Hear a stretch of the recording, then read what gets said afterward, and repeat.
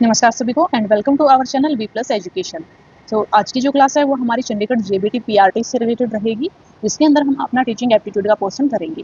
जैसा कि आपको पता है, जो फर्स्ट क्लास है हमारी वो लर्निंग इन्वायरमेंट से रिलेटेड थी। आज हमारी सेकेंड क्लास है और आज की जो क्लास है उसके अंदर हम करेंगे फैक्टर्स अफेक्टिंग दी टीचिंग्स। तो सबसे पहला क्या था कि हमने जो लर्निंग इन्वायरमेंट है वो क्या होता है और किस तरह से एक इम्पोर्टेंट रोल प्ले करता है हमारी टीचिंग लर्निंग प्रोसेस में। तो आज की जो क्लास है इसके अंदर हम देखेंगे कि जो हमारी टीचिंग लर्निंग प्रोसेस होती है, यानी कि शिक्षण अधिगम प्रक्रिया है, उसको कौन कौन से कारक हैं जो अफेक्ट करते हैं।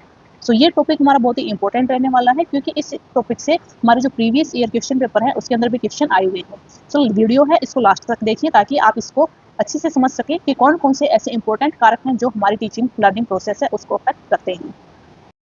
सो यहाँ पर हम बात कर लेते हैं कि कौन कौन से कारक हैं जो हमारी टीचिंग लर्निंग प्रोसेस है उसको अफेक्ट करेंगे। जैसे जब हम टीचिंग लर्निंग प्रोसेस की बात करते हैं तो उसके अंदर हमारा टीचर होता है, वो एक इंपॉर्टेंट रोल प्ले करता है, इसलिए जो टीचर से रिलेटेड जितने भी फैक्टर होंगे वो हमारी टीचिंग लर्निंग प्रोसेस है उसको अफेक्ट करेंगे। इसके बाद क्या है, सब्जेक्ट, जो सब्जेक्ट टीचर पढ़ाएगा यानी कि जो करिकुलम टीचर पढ़ाएगा उससे रिलेटेड जितने भी हमारे कारक होंगे वो टीचिंग लर्निंग प्रोसेस है उसको अफेक्ट करेंगे। इसके साथ ही जिसको हम पढ़ा रहे हैं यानी कि जो लर्नर है, सीखने वाला है, उससे संबंधित जितने भी कारक होंगे वो भी हमारी टीचिंग लर्निंग प्रोसेस है उसको अफेक्ट करेंगे। तो यहाँ से हम देख सकते हैं, सबसे पहले है कुछ कारक हैं जो हमारे टीचर से रिलेटेड होंगे।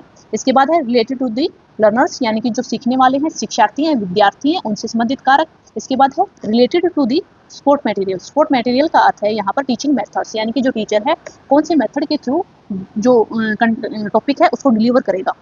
इसके बाद है related to the learning environment, कि बच्चा जिस माहौल में पढ़ाएंगे, जो कक्षा है उसका एनवायरनमेंट कैसा रहेगा वो अफेक्ट करेगा। इसके साथ है related to the instructional facilities, ये हमारे जो इंफ्रास्ट्रक्चर है उनसे रिलेटेड रहेंगी। और लास्ट में है रिलेटेड टू दी इंस्टीट्यूशन, यानी कि जो स्कूल जहाँ पर बच्चे को पढ़ाया जा रहा है वो कैसा है। तो हर एक जो इसके अंदर हमने कंपोनेंट लिया है वो हमारी टीचिंग लर्निंग प्रोसेस है उसको अफेक्ट करता ही करता है। तो अब इनको हम थोड़ा सा डीप में जान लेते हैं कि सबसे पहले जो टीचर है वो किस तरह से अफेक्ट करेगा। जो टीचर है उसकी कौन कौन सी चीज़ें हैं जो टीचिंग लर्निंग प्रोसेस है उसको अफेक्ट करेंगी। तो सबसे पहले है कंटेंट नॉलेज।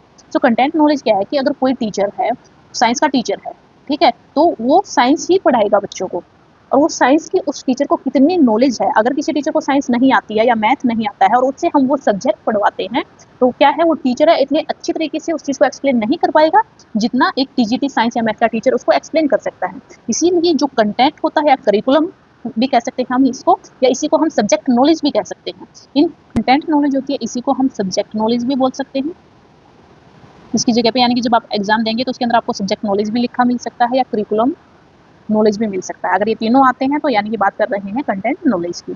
इसके बाद है पेडागोगिकल नॉलेज। पेडागोगिकल का अर्थ है कि जो टीचर है कौन सी टीचिंग मेथड्स या कौन सी टीचिंग स्ट्रेटजी है उनको यूज करके पढ़ाएगा, ये होती है हमारी पेडागोगिकल नॉलेज।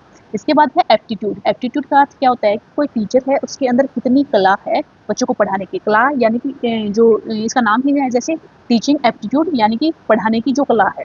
सो एप्टीट्यूड क्या होता है, it is art of teaching, कि जो टीचर है कितनी अच्छी तरीके से कोई भी टॉपिक है उसको कराता है, ठीक है।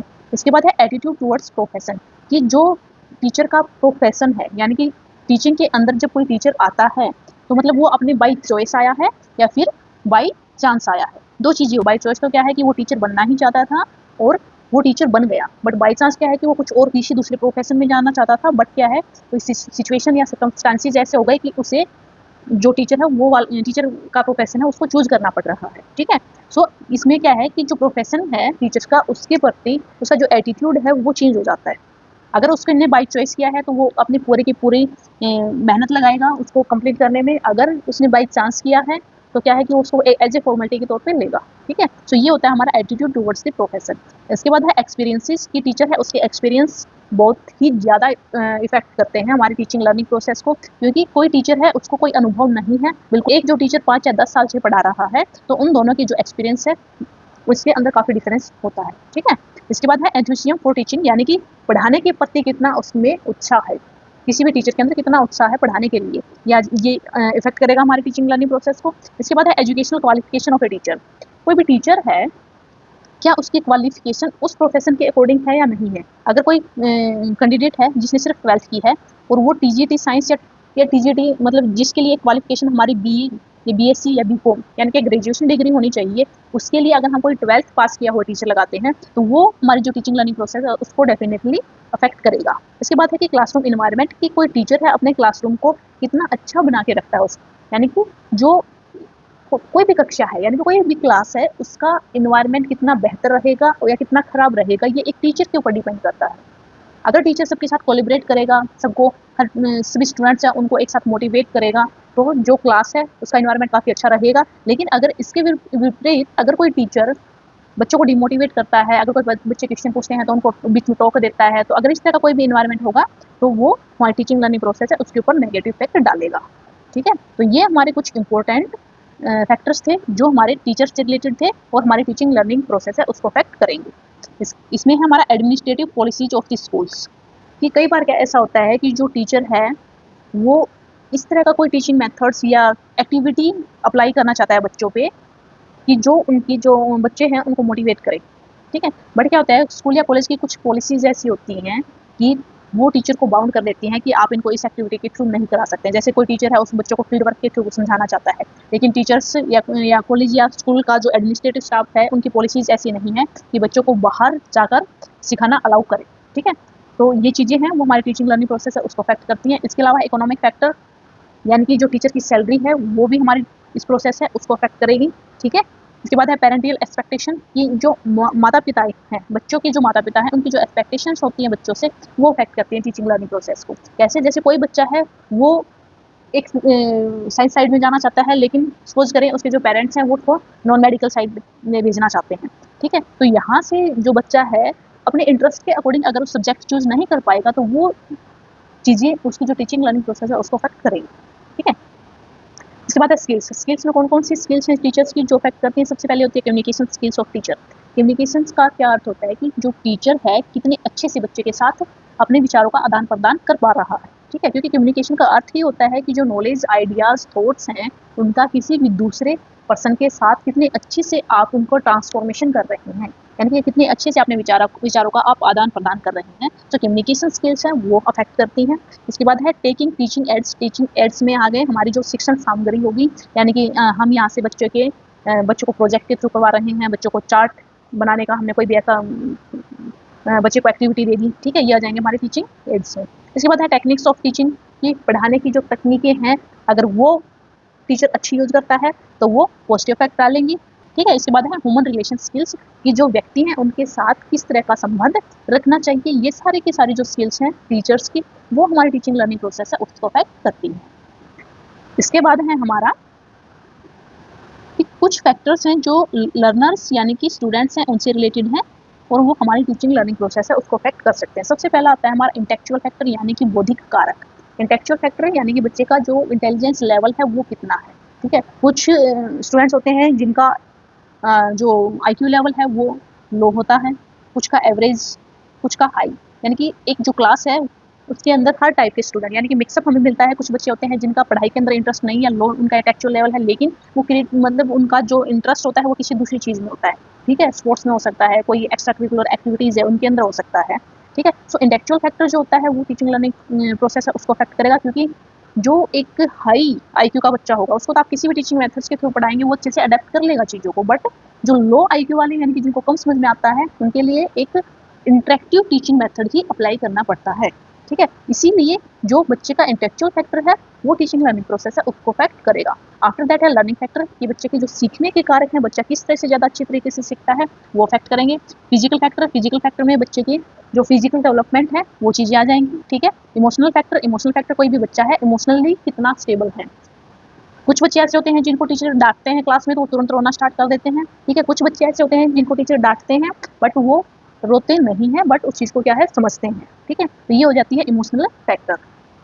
इसके बाद है सोशल फैक्टर। सोशल फैक्टर ये है कि जो बच्चे हैं अपनी क्लास के अदर जो पीयर ग्रुप है उसका, यानी कि उसके साथ कितने अच्छे से इंटरेक्ट कर पाते हैं, अपने मतलब कोलिब्रेट किस तरह से कितने अच्छे से तरीके से कर पाते हैं। तो ये सोशल फैक्टर है जो टीचिंग लर्निंग प्रोसेस है उसको अफेक्ट करेगा। आफ्टर दैट है मेंटल फैक्टर, यानी कि जो मानसिक कारक है। मानसिक कारक का अर्थ है कि बच्चे के ऊपर स्ट्रेस, बच्चे के अंदर एंजाइटी, प्रेशर, इन चीज़ों को बच्चे से हम मुक्त रखें। अगर इस तरह की कोई भी चीज़ बच्चे के अंदर दिखाई देगी तो वो नेगेटिवली अफेक्ट करेगी हमारी शिक्षण अधिगम प्रक्रिया को। इसके बाद हम देखते हैं नेक्स्ट की कुछ फैक्टर्स हैं जो हमारी स्पोर्ट्स मटेरियल है उससे रिलेटेड रहेंगे। स्पोर्ट मटेरियल में क्या क्या आएंगी, सबसे पहले आ जाएगा हमारा teaching strategy and lesson plan. जैसे कि जब हम बीएड करते हैं या जेबीटी करते हैं तो उसके अंदर हमें लेसन प्लानिंग है वो सिखाई जाती है। तो लेसन प्लानिंग में क्या होता है, सबसे पहले आप कोई भी एक टॉपिक है उसको चूज करेंगे, ठीक है। फिर उसके लिए आप प्लानिंग करेंगे कि आप स्टार्टिंग में सबसे पहले उनसे कुछ क्वेश्चन पूछेंगे इनिशियल, ठीक है। उन क्वेश्चन के बेस पर आप बच्चों की जो करंट स्टेट ऑफ नॉलेज है उसके बारे में पता लगाएंगे और फिर बच्चों को कितने नॉलेज है, मतलब आपको आइडिया आ जाता है कि आपको जो टॉपिक है वो कहाँ से स्टार्ट करना है। बिल्कुल स्टार्टिंग 0 पॉइंट से शुरू करना है या बच्चों को पहले से फर्स्ट या सेकंड लेवल तक की नॉलेज है तो आप उसको आगे से ही प्रोसीड करेंगे, ठीक है। तो ये होते हैं हमारी लेसन प्लानिंग में। इसके बाद है हमारा स्टूडेंट असेसमेंट एंड स्कोर्स, कि बच्चों का जो हम असेसमेंट यानी कि जो मूल्यांकन हम कर रहे हैं या बच्चों की जो स्कोरिंग होगी, जब टेस्ट के है हम ऑब्जेक्टिव टाइप टेस्ट लेंगे या सब्जेक्टिव टाइप टेस्ट होगा, सो वो हमारी ये हो गया हमारे स्पोर्ट मटेरियल जो हमारी टीचिंग लर्निंग प्रोसेस है उसको अफेक्ट करेंगे। आफ्टर दैट है effective use of traditional modern and ICT based tool. Traditional में तो हमारे जो लेक्चर मेथड्स आ गई, ठीक है, ओरल मेथड जो होते हैं वो हो गए हमारे ट्रेडिशनल टीचिंग मेथड्स। मॉडर्न है, मॉडर्न में जैसे डेमोस्ट्रेशन आ गया, फील्ड वर्क आ गया। आईसीटी बेस्ड की बात करें तो यहाँ पर जैसे प्रोजेक्ट, जो एजुशेट या वाइट बोर्ड से लेस जो हमारी क्लासरूम्स होती हैं वो हो गई हमारी आईसीटी बेस्ड टूल्स। तो ये हमारे कुछ इंपॉर्टेंट फैक्टर्स हैं जो हमारी टीचिंग लर्निंग प्रोसेस है उसको अफेक्ट करेंगे। इसके बाद नेक्स्ट है हमारा इंस्ट्रक्शनल फैसिलिटीज़। इसके अंदर सबसे पहले है टीचिंग एड्स, यानी कि कौन कौन से ऐसी सामग्री है जो टीचर को उसके शिक्षण के अंदर हेल्प कर सकती है, वो हो गए हमारे टीचिंग एड्स। इसके अंदर हमारे सॉफ्टवेयर भी हो सकते हैं, और हार्डवेयर भी। जैसे जब आप ईटी के बारे में पढ़े ना, ईटी का मतलब होता है एजुकेशनल टेक्नोलॉजी। तो ईटी के अंदर हमारी दो चीज़ें आती हैं, एक होती है हार्डवेयर और एक होती है सॉफ्टवेयर। हार्डवेयर में तो क्या आ गया, जैसे हमारा कंप्यूटर है, हमारा प्रोजेक्टर है, ठीक है, ये सारी की सारी चीज़ें हो गई हमारी हार्डवेयर। सॉफ्टवेयर में क्या हो गया कि जो इन सिस्टम्स के अंदर हम कोई भी ऐप है उसको यूज़ करते हैं, जैसे मोबाइल फ़ोन है, ये तो हो गया हमारा हार्डवेयर, लेकिन इसके अंदर अगर आप कोई भी ऐप यूज़ करते हैं वो हो गई हमारी सॉफ्टवेयर अप्रोच। इसके बाद है इंफ्रास्ट्रक्चर, यानी कि क्लास का जो स्ट्रक्चर है वो किस तरह का है। इसके बाद है हमारा कुछ फैक्टर्स जो हमारे रिलेट करेंगे लर्निंग इन्वायरमेंट से। जैसे लर्निंग इन्वायरमेंट है, क्या होता है, कितने टाइप का होता है, ये हमने इससे पहले वाली जो क्लास है उसके अंदर डिटेल में पढ़ रखा है। तो जो लर्निंग इन्वायरमेंट है वो किस तरह से अफेक्ट करेगा, सबसे पहले तो है लर्नर की क्यूरियोसिटी, यानी कि बच्चे के अंदर जिज्ञासा। बच्चे जब होते हैं छोटे वो बहुत ज़्यादा क्यूरियस होते हैं, यानी कि उनको बहुत कुछ जानने की जिज्ञासा होती है कि कोई भी चीज़ अगर वो नई चीज़ देखते हैं तो ये क्या है, इससे क्या होता है, ये ऐसे क्यों है, मतलब उनके सवाल हैं वो शुरू हो जाते हैं, वो होती है हमारी लर्निंग क्यूरियोसिटी। और टीचर है उसका जो मेन रोल होता है बच्चे की जो क्यूरियोसिटी है उसको शांत करना है, यानी कि जितने सवाल एक छोटा बच्चा करता है उसके हर सवाल का एक अच्छे से आंसर देना। इसके बाद है लर्नर मोटिवेशन, की जो बच्चे हैं उसको मोटिवेट करना, यानी कि उसको कितना हम प्रेरित कर सकते हैं, अभिप्रेरणा हम भी इसको बोल सकते हैं, ठीक है, तो वो फैक्ट करेगी हमारी। इसके बाद है टीचिंग रेनफोर्समेंट। रेनफोर्समेंट का अर्थ होता है पुनर्बलन, ठीक है। कोई भी शिक्षक है, कोई भी टीचर है, वो कितना अच्छा पढ़ाता है इसका पुनर्बलन उसको मिलता है बच्चे की परफॉर्मेंस से, ठीक है। किसी टीचर ने काफ़ी अच्छे से मेहनत की, लेसन प्लानिंग वगैरह की, बच्चों को काफ़ी अच्छे से पढ़ाया, और जब उसने बच्चों का टेस्ट लिया और वो देखता है कि क्लास के 80% बच्चे हैं उन्होंने 70 से अबव मार्क्स लिए हैं और 20% हैं उन्होंने 60 से अबव लिए हैं, ठीक है। तो जो टीचर का पुनर्बलन होगा ना, जो रेनफोर्समेंट है, यहाँ से उसको पॉजिटिव रेनफोर्समेंट मिलेगा, यानी कि पुनर्बलन जिसको हम बोलते हैं। इससे क्या है, शिक्षक मोटिवेट होता है और वो और भी बेटर लेसन प्लान बनाने के लिए मोटिवेट होता है, ठीक है। तो ये होता है हमारा रेनफोर्समेंट। इसके बाद है डिसिप्लिन। डिसिप्लिन है कि जो टीचर और स्टूडेंट दोनों को ही डिसिप्लिन के अंदर होना चाहिए। डिसिप्लिन का अर्थ है कि जो टीचर है प्रॉपर टाइम टू टाइम अपनी क्लास ले, अपना जो भी उसको टॉपिक कराना है उसको कराए। इसी तरह से जो स्टूडेंट्स हैं उनको रेगुलरली अपने स्कूल के अंदर आना चाहिए और डेली अपना होमवर्क है वो कंप्लीट करना चाहिए, ठीक है। इसके बाद है क्लासरूम इन्वायरमेंट, कि कक्षा का जो वातावरण है वो हंसमुख टाइप से बना के रखना चाहिए, ताकि जो बच्चे हैं वो स्कूल आने के लिए ड्रेन हो, वो स्कूल आने के लिए मोटिवेट हो, वो वेट करें कि कब नेक्स्ट डे आएगा और हम वापस से अपने स्कूल जाएंगे, ठीक है। इसके बाद है parents involvement and home environment, की जो पेरेंट्स है, पेरेंट्स का बच्चे की पढ़ाई के अंदर इन्वॉल्वमेंट और उसके घर का वातावरण है, ये चीज़ें भी काफ़ी इंपॉर्टेंट रोल प्ले करती हैं हमारी टीचिंग लर्निंग प्रोसेस के अंदर।